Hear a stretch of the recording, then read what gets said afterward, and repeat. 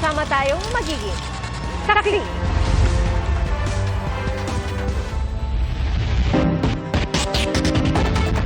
Sumuko ang isa sa dalawang suspect sa panloloob sa apartment na tinutuluyan ng mga massage therapist sa Pasay.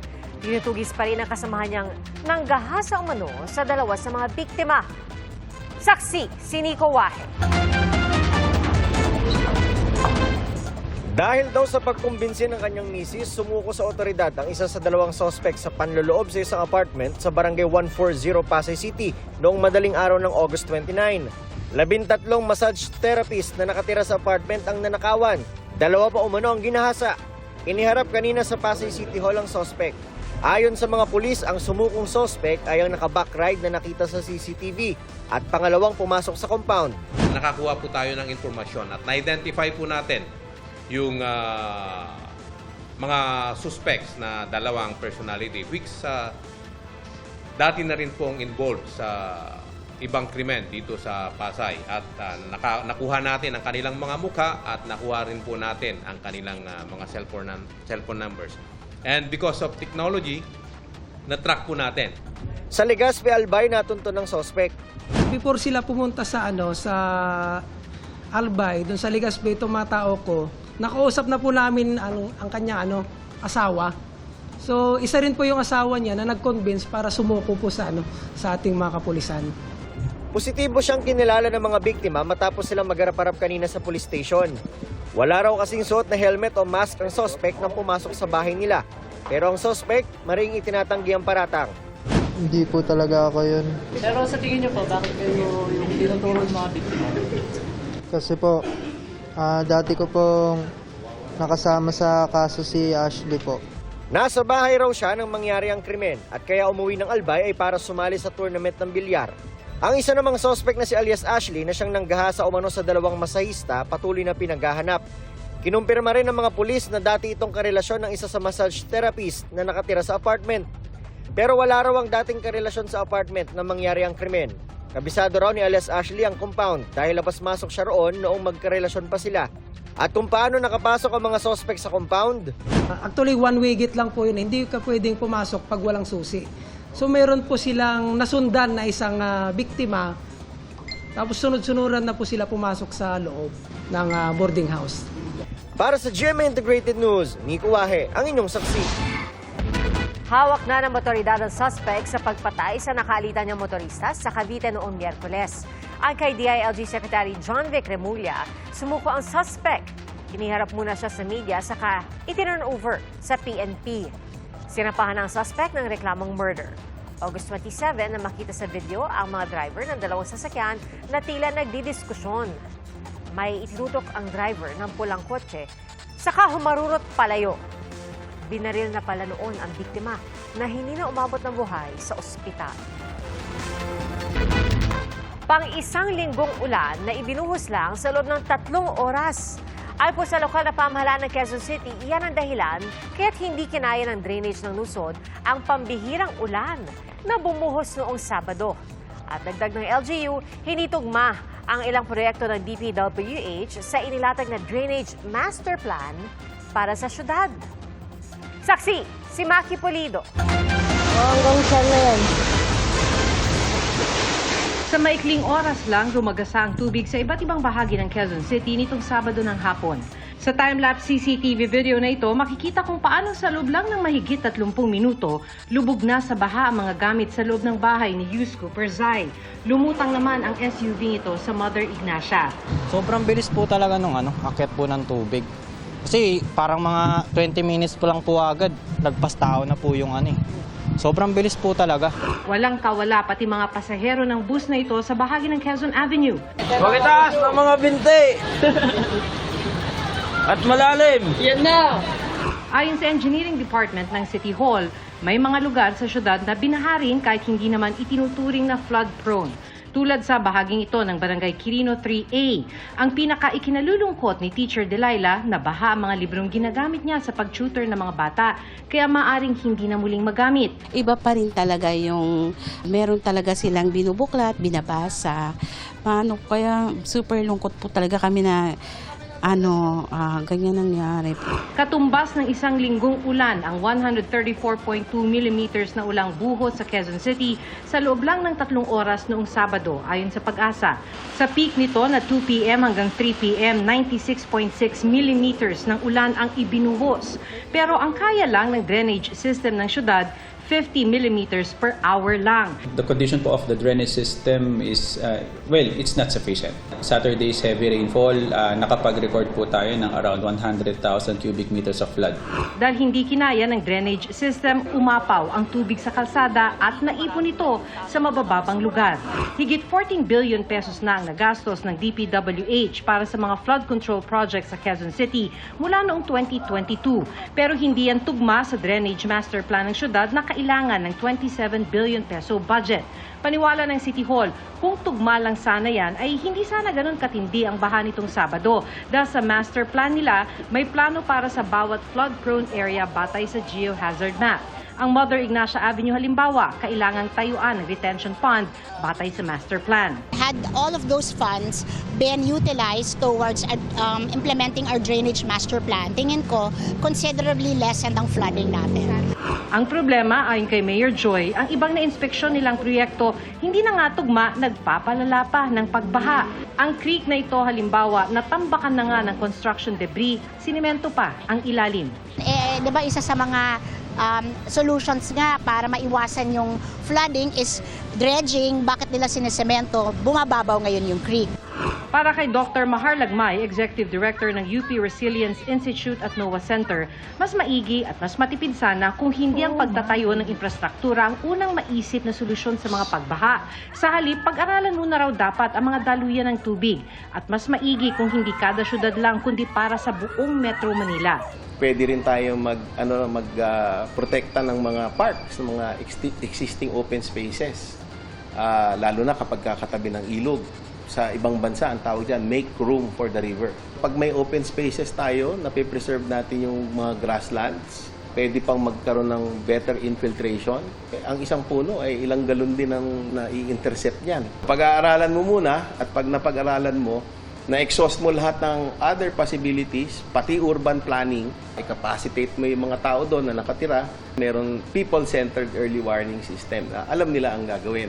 Kasama ng pag-aaral ang paggamit ng teknolohiya para makita kung uubra nga bang disenyo ng mga planong itayong infrastruktura. Pwede mo naman i-simulate, ilagay yung structure, yung proposed structure na dike or whatever.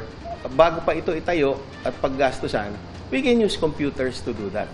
There are formulas to determine the speed of the flow of water, yung discharge rate niya, yung paano siya aapaw.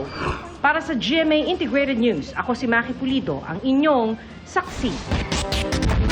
Wala pa pahayag ang DPWH ukol sa sinabi ng Quezon City LGU. Samantala mga kapuso, ginisa sa pagdinig ng Senate Blue Ribbon Committee ang mga kumpanyang may kontrata sa mga flood control project ng DPWH o Department of Public Works and Highways. Inisyuhan naman ng show cause order ang may-ari ng isa sa mga construction company dahil sa hindi pagdalo sa pagdinig. Saksi, si Sandra Aguinaldo.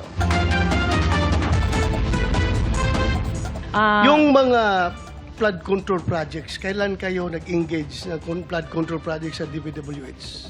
Siguro mga 2016 onwards. Please make sure of your answer. Yes po, 2016 onwards po. 2016 onwards? Yes po. 2016 pa raw nagsimulang gumawa ng flood control project sa DPWH o Department of Public Works and Highways, sina Sara Diskaya. Ang kumpanya nilang Alpha and Omega General Contractor and Development Corporation kasama sa listahan ni Pangulong Bongbong Marcos ng mga kontraktor na may pinakamaraming proyekto sa gobyerno. Kasama rin sa listahan ng St. Timothy Construction Corporation. Pero nag-divest na umuno siya rito, pati sa St. Gerard Construction, General Contractor and Development Corporation. Pero inamin niya sa pagdinig ng Senate Blue Ribbon Committee na may kaugnayan pa rin siya sa 8 construction company na may kontrata sa gobyerno. How come you're still the chief operating officer, pati ang asawa mo sa ilang construction companies na ito? Hindi po ako COO ng mga companies po. Ma'am, you're under oath. Don't forget. Opo, CFO po, pero hindi ako COO po. COO, so Bakit po ikaw ang CFO pa rin kung nag-divest na po kayo, opisyal pa rin po kayo dyan? Sorry. Tumutulong lang po ako dun sa mga ibang companies po. So you didn't divest totally? You're still the CFO according to you. Opo, pero hindi po ako nagmamanage po ng mga companies na yon. Dapat po mas Ipinakita rin ni Senadora Riza Ontiveros ang mga calling card ng asawa ni Diskaya na si Curly mula sa iba't ibang construction companies. Sa 8 pang kumpanya, lumabas na kaanak din o empleyado ni Diskaya ang mga ito. Isa sa mga kumpanya, anak niya ang may-ari, may pinsan at pamangkin.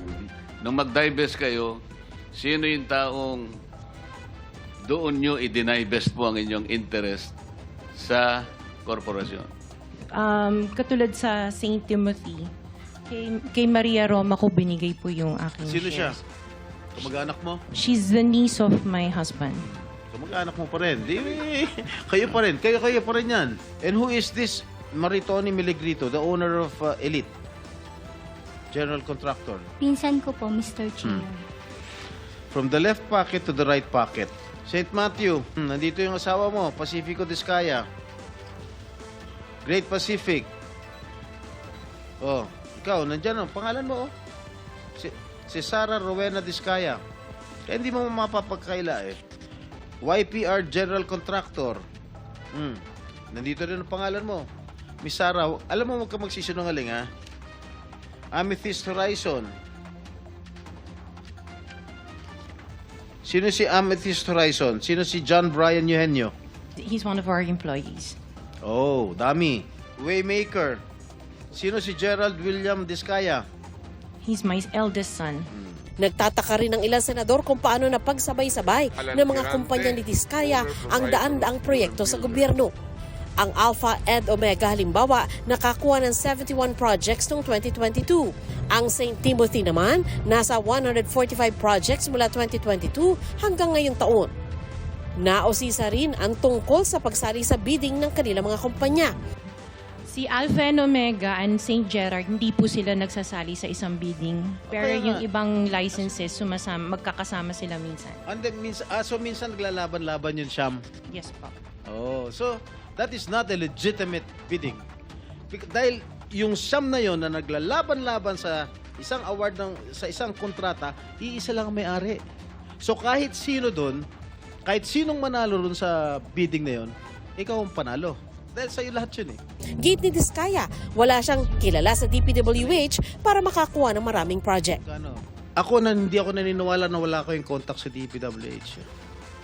Hindi kami naniniwala. Pati siguro si minority leader, hindi naniniwala wala kayong contact. Pati si chairman, hindi naniniwala wala kayong contact. Ngayon, huwag ka tumingin tumingin ka sa akin. Wala naman nagtatanong dyan. Sino ba tinitignan mo dyan? Magkano binibigay mong porsyento o advance sa mga tiga DPWH para mabigyan ka ng proyekto? Wala po ako binibigyan sa DPWH po. Baka may ipakita ako sulat sa'yo. Mamin ka na? Wala po ako talaga. Kasi hindi po ako nakikipag-transact with the DPWH. At the end of the day, pag nagsinungaling ka, ipapakita ko yung sulat. Minimum mo. Di ba umabot hanggang 40%? Wala po ako. Sa DPWH, wala po akong kausap talaga. Sige, I will take your word for it. Ayon kay Diskaya, 23 years na silang kontraktor. Narinig po namin sa television, sinasabi nyo sa interview nyo dahil tinanong kayo kung anong naging gateway para gumanda ang buhay nyo. Sabi nyo kayo hindi naman nakakaangat nung araw. At tapos sabi ninyo ay noong DPWH na kami. Yun po yung sagot ninyo eh. So, at tinanong kung magkano at sabi nyo bilyon. We have been in the construction business for 23 years. So I would presume na in the 23 years, pwede naman siguro kami po kumita. They spliced the video that was taken of me and just mentioned the DPWH. So, contractor na po kami for 23 years. Pinalampas ng ilang senador ang pinakita nilang mahigit 40 magagarang sasakyan. Sabi ni Diskaya, 28 ang luxury cars nila habang ang iba naman service vehicles ng mga engineer na pag-aari ng kanilang mga kumpanya. Ang balita ko, dun sa interview mo, binili mo yung isang Rolls Royce dahil nagandahan ka sa payong. Tama ba? Sir, yes po. I have 4 kids that use it all the time. You bought that from the taxpayers' money? No po. Hindi po. Huwag na tayo maglokohan dito. Natanong din si Diskaya tungkol sa umano'y joint venture nito sa CLTG Builders sa Davao. Ang CLTG Builders ay sinasabing pag-aari ng ama ni Senador Go. Sabi ni Diskaya, naalala niya na may proyekto sila pero napakinabangan naman na raw ito. If meron pong deficiencies at meron silang pagkukulang, ako mismo po ang magre-rekomenda sa committee ito na kasuhan sila. Kahit kamag-anak ko, kahit involved sa kahit na anuman pong pagkakamali, kasuhan niyo po sila. I am for accountability. Ayoko po ng kalokohan kahit kailan. Nasa pagdinig din ng iba pang kontratista na kasama sa 15 pinangalanan ng Pangulo. Pinunterya ng ilang senador kung paano nakakuha ng maraming flood control project ang MG Samidan Construction. Gayong General Engineering A lamang ang kategorya nito at hanggang 300 million pesos lamang ang bawat proyektong pwedeng gawin. Nakakakuha ka ba more than or up to 300 million? Ay, hindi po, Your Honor. Hindi, kasi lalabas ito. You are under oath kapag napatunayan na with your category A, nakakuha ka ng more than 300 million, then you will be charged as lying. Baka makontempt ka. So, nakakasiguro ka na hindi ka nakakuha ng 300 million? Isang single project po yun, Your Honor. Kasi pag ang ginawa mo, bin-recap mo, ito yung splitting of contract. Halimbawa, 500 million. Ang ginawa mo in cahoots with the DPWH district engineer, 100, 100, 100. O, in-split mo yung contract. Then you were able to circumvent the law. Malalaman po namin yun eh. Ang may-ari ng Wawaw Builders na nauna nang naiugnay sa ilang ghost project sa Bulacan, tubangging sagutin ang ilang tanong ng mga senador. I invoke my right to self-incrimination in your honor. Okay. Ano? Can you repeat your answer? Wow. Can you repeat your answer, Mr. Arevalo? I invoke my right for self-incrimination in your honor. My God. Dahil may mga usapin po na kakasuhan yung mga contractor ng DPWH po at parte ng ulat ng Senado na magpagrekomenda ng paghahain ng kaso laban sa resource person, ang payo ng aking mga abogado ay huwag magsalita sa panahon na ito. It is only answerable by yes or no, Mr. Arevalo. Bine-verify pa po namin, Your Honor. I-issuehan naman ng show cause order ang may-ari ng Hightone Construction and Development Corporation dahil sa hindi pagdalo sa pagdinig.